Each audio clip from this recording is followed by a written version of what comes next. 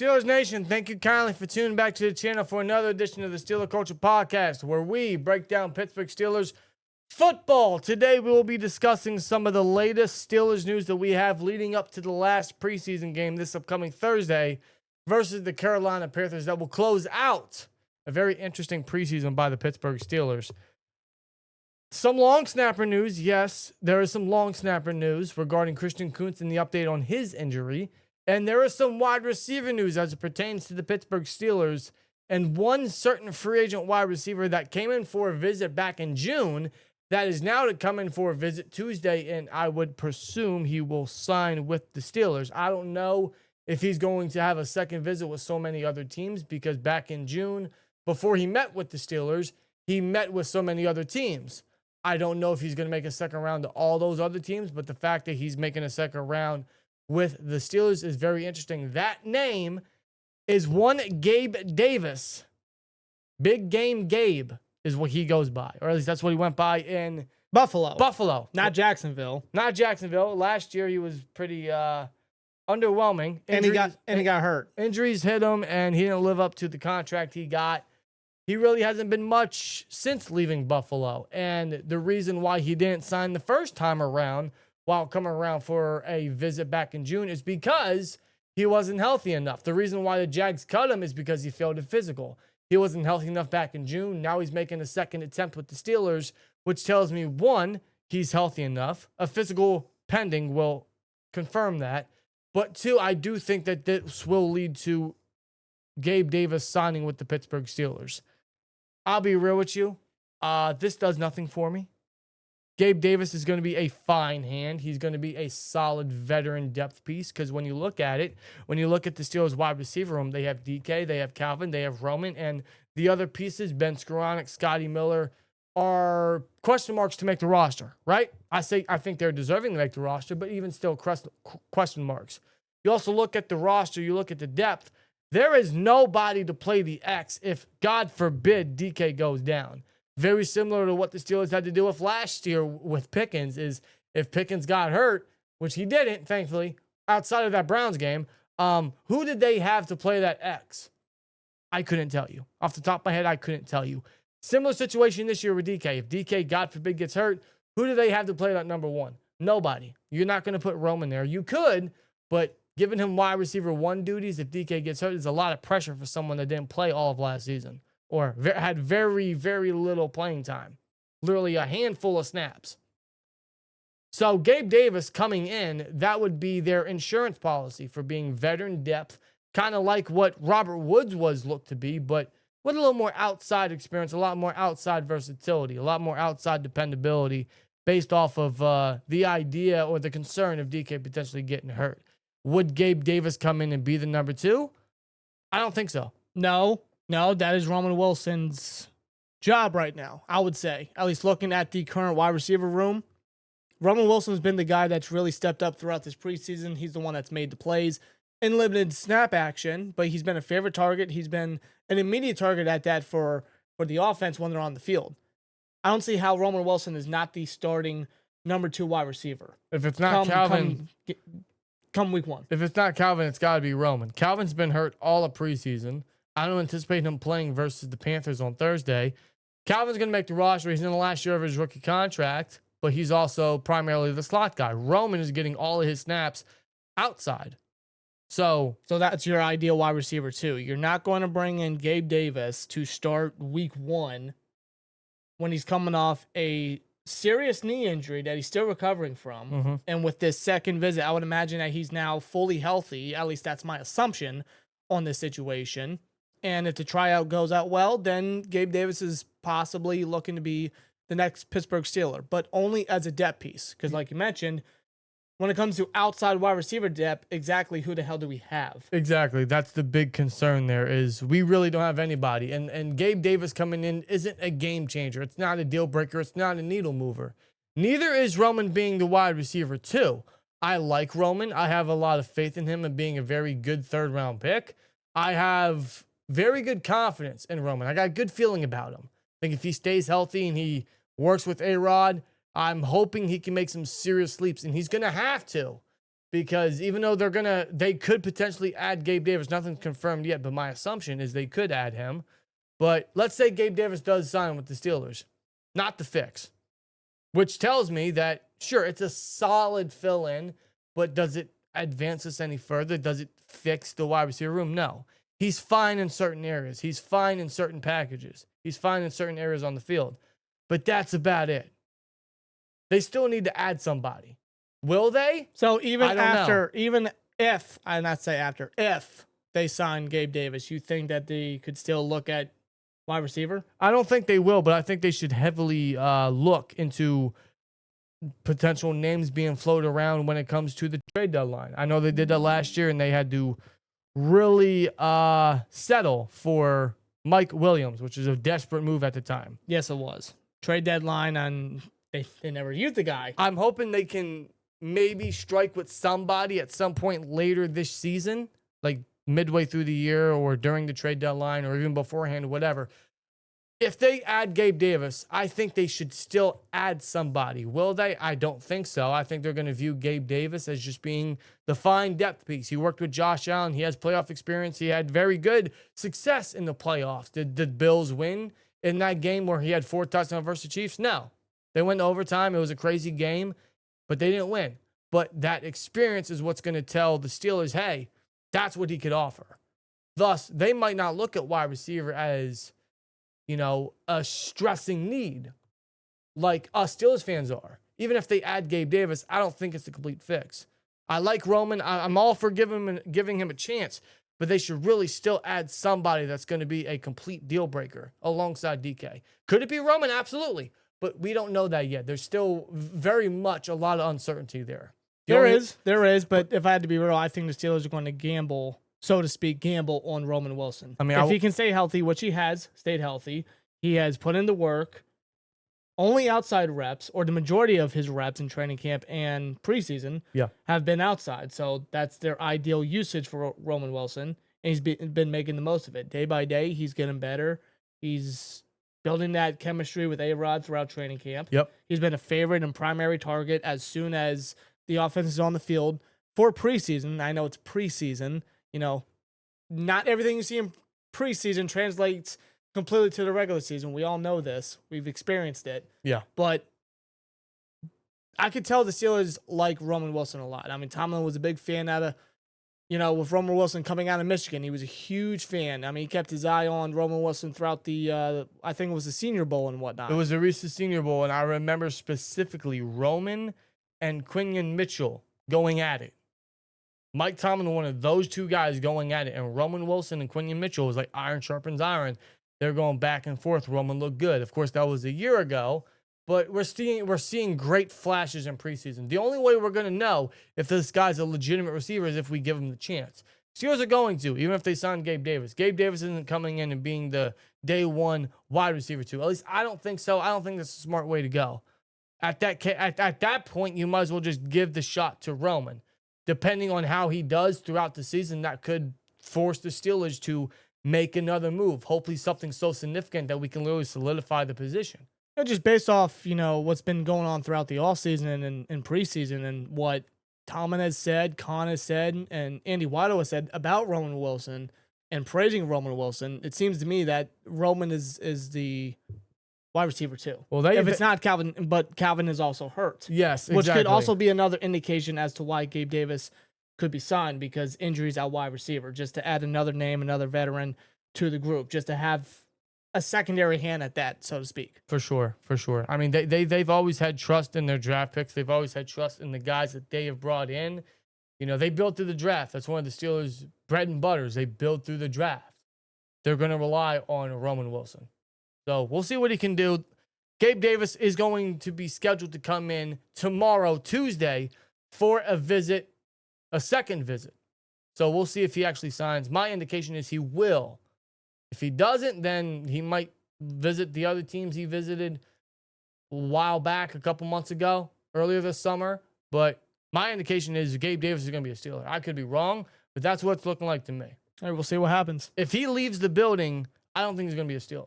Typically, when a free agent shows up to the building and they don't sign a contract, they're not a Steeler. Unless, of course, your name is Aaron Rodgers and you stretch it out a couple months.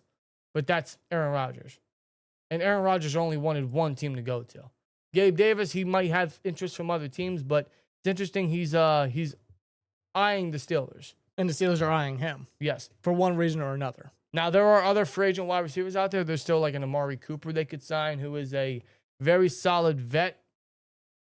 They could look at him maybe, depending on how this Gabe Davis visit looks or how this Gabe Davis situation goes down. But that's just another name to look forward to. I haven't heard any news regarding Amari Cooper, but I'm gonna throw his name out there as well. Maybe they look at his direction if the Gabe Davis visit kind of falls flat for the Steelers.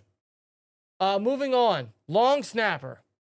Long snapper is very important. It really is. It's a very underrated position when it comes to special teams because if you have somebody not snapping the ball correctly, you're gonna have some issues.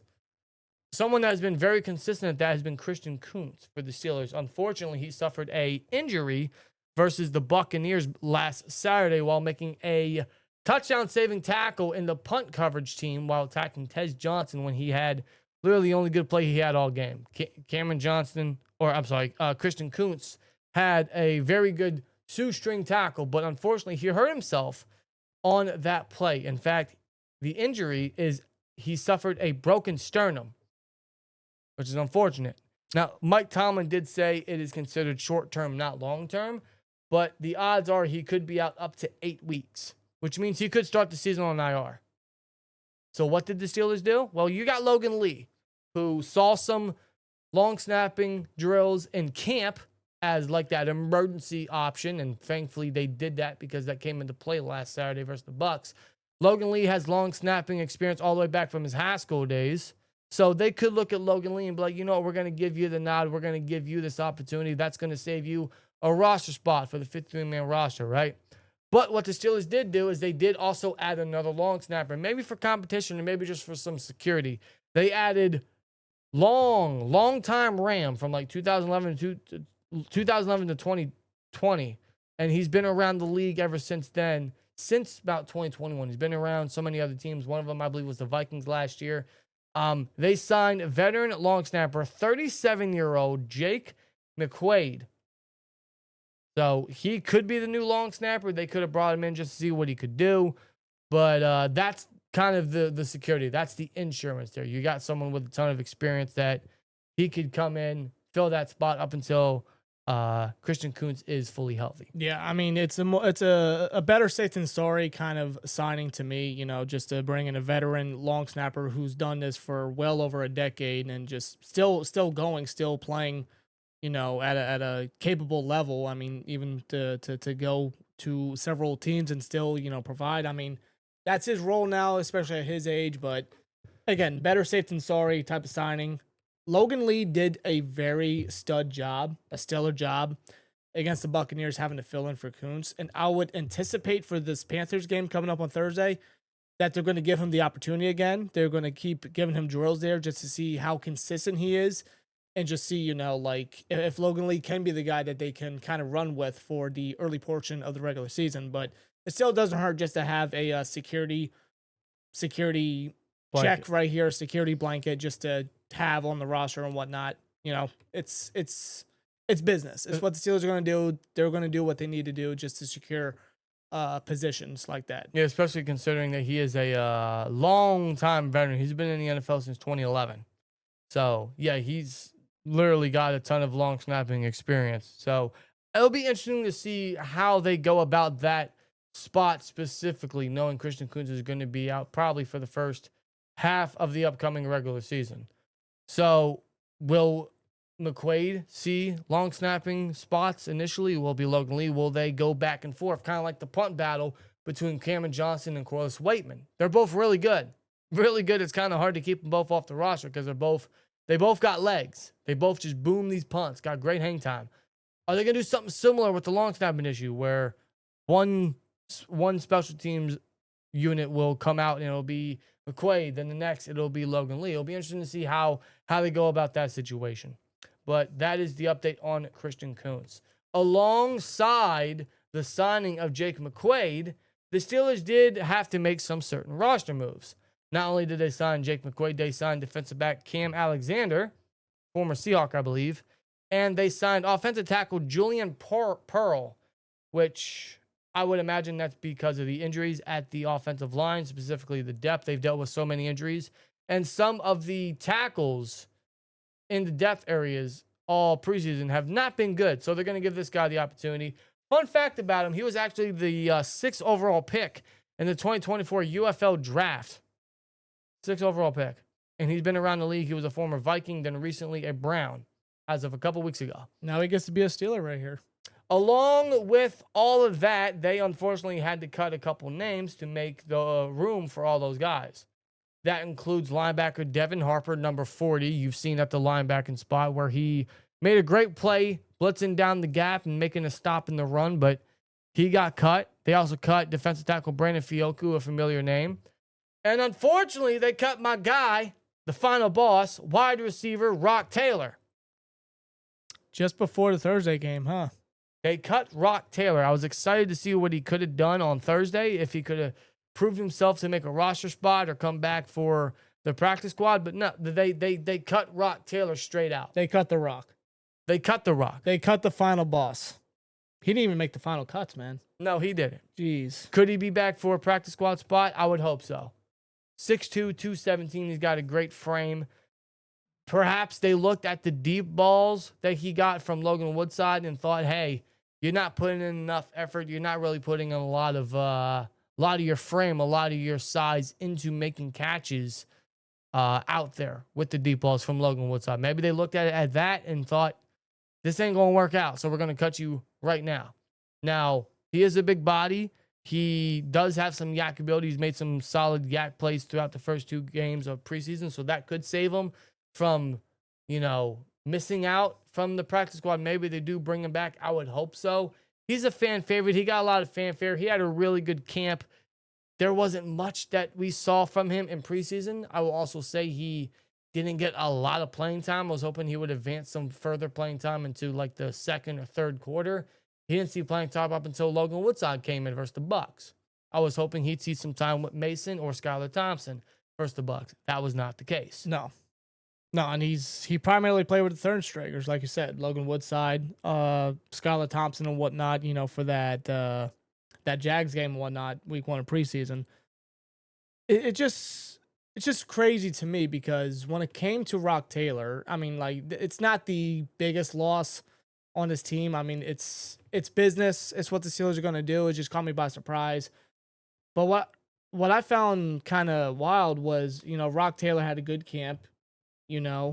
He was building chemistry with some of these, even their backups and whatnot, Thompson and Will Howard in camp. He was building that chemistry, and you were kind of showcasing some of that chemistry. He was more of a favorite target for a guy like Skylar Thompson throughout preseason and whatnot. Yeah. And he was, even for Logan Woodside when he was in, though Woodside didn't really perform that great, he was still a top target. 5 targets from Logan Woodside. Yeah. I mean, he was a top target out there, even with the third stringers. You figure that, it would kind of catch the Steelers' eye and whatnot from the coaches. Like, hey, these guys are looking for this guy because of his big body and his, his ability to do what he needs to do and his yak ability. And I guess it wasn't enough for the Steelers. Yeah. I mean, again, you look at the deep shot specifically from Logan Woodside. One of them could have been DPI from the defensive back. He was kind of grabbing Roc Taylor's arm in his jersey, which might have limited his ability to catch the ball down deep. Then there was a touchdown opportunity. Woodside definitely overthrew it a little bit, but you're asking a guy 6'2", 217 to use a lot of his frame, and he didn't put a lot of effort into it. So maybe the Steelers looked at that and thought, hey, we've been through this before, if you catch my drift. Wink, wink. Shout out to Notre Dame.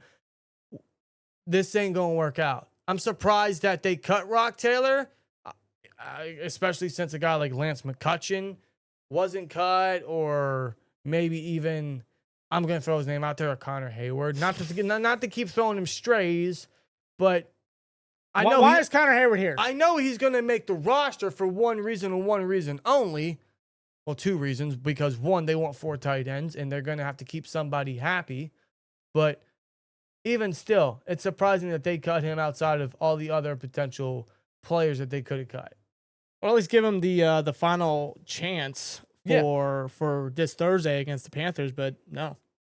It wasn't that was not the case for them. Yeah, because I kept hearing he flashed in camp, but the Steelers saw more than obviously all of us did, so they're going to make the decisions they want to. We'll see if Roc Taylor makes it back to the team. That's a little upsetting from a fan aspect. I didn't expect too much out of him. I wasn't expecting a Victor Cruz preseason type of situation here. I wasn't. But, you look at certain undrafted free agents and you kind of get a little bit of fanfare, very much like what we saw with Jaylen Warren. Roc Taylor clearly didn't have the type of preseason that Jaylen Warren had, thus he's cut. But we'll see if he's back. But that's the news that we got today in regards to some of the updates regarding Christian Kuntz and, of course, the wide receiver moves they made, which included cutting Roc Taylor, and now they are bringing in Gabe Davis for a second visit.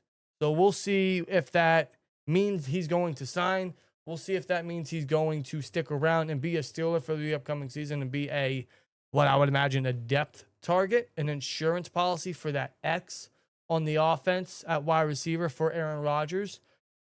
There's a possibility he doesn't sign and they're going to have to look elsewhere. Let's say he does sign.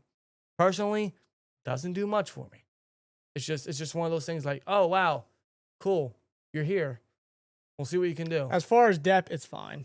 He's a veteran. His best trade is the deep ball. We all know that. We all experienced that, when he torched us when he was a Bill. But he's not that player anymore, at least not to me. I don't see him as that consistent player anymore.